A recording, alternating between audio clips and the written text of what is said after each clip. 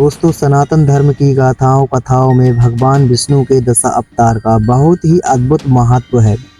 हर अवतार का उदय किसी खास समय और किसी खास उद्देश्य से हुआ है। आज हम बात करेंगे भगवान विष्णु के दूसरे अवतार, जिसे कच्छप अवतार या कूर्म अवतार कहा जाता है। यह अवतार समुद्र मंथन जैसी अलौकिक घटनाओं से जुड़ा हुआ है, जिसके बिना अमृत की प्राप्ति संभव ही नहीं थी। तो चलिए जानते हैं कच्छप अवतार की पौराणिक कथा, रहस्य और महत्व। पुराणों के अनुसार एक समय ऐसा आया जब असुर, दानव और देवता दोनों ही अपनी शक्ति खोने लगे। देवताओं के तेज और बल को राजा बलि जैसे असुरों ने दबा दिया। इंद्र समेत सभी देवताओं ने अपनी हार मानकर भगवान विष्णु की शरण ली। तब भगवान विष्णु ने कहा, देवताओं, अमृत का अमृत केवल समुद्र मंथन से ही प्राप्त होगा। दानवों के साथ मिलकर मंथन करो, तुम्हें भी लाभ होगा और असुरों को भी लाभ का भ्रम होगा। बस फिर क्या था, सब मिलकर तैयार हो गए मंथन के लिए।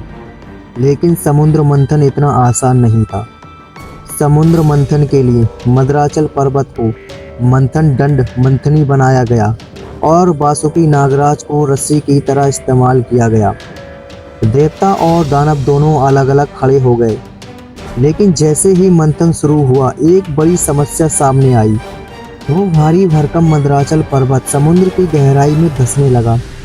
मंथन असंभव होने लगा। देवता दानव असहाय हो उठे। तभी भगवान विष्णु ने अपना दूसरा अवतार धारण किया, एक विशालकाय कछुए के रूप में। इस अवतार को कहते हैं कूर्म अवतार।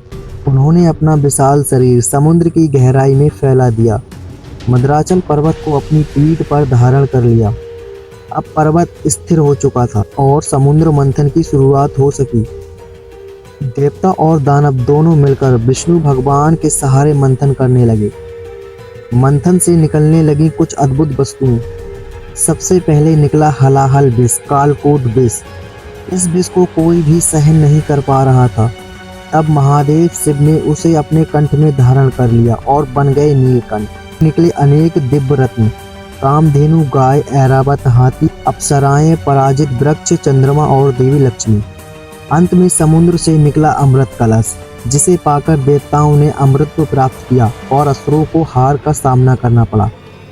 और ये सब संभव हो पाया भगवान विष्णु के कूर्म अवतार यानी कच्छप अवतार की वजह से। कूर्म अवतार केवल एक कथा नहीं, बल्कि इसमें गहरे आध्यात्मिक संदेश छिपे हुए हैं। कछुए की तरह धैर्य रखना सीखना चाहिए। जीवन में जब भारी भरकम समस्याएं सामने आएं, तब आधार और स्थिरता बनानी ही चाहिए।